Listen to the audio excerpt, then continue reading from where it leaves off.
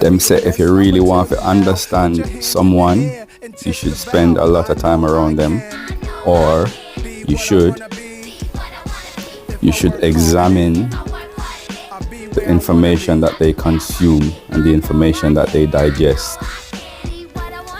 Let me show you something. This is why I'm a mad Rasta man. It started with this, the philosophy and opinions of Marcus Garvey. It's just a few of them. Isis Papers, Keys to the Colors by Francis Cresswell Singh. May her soul rest in peace. This book,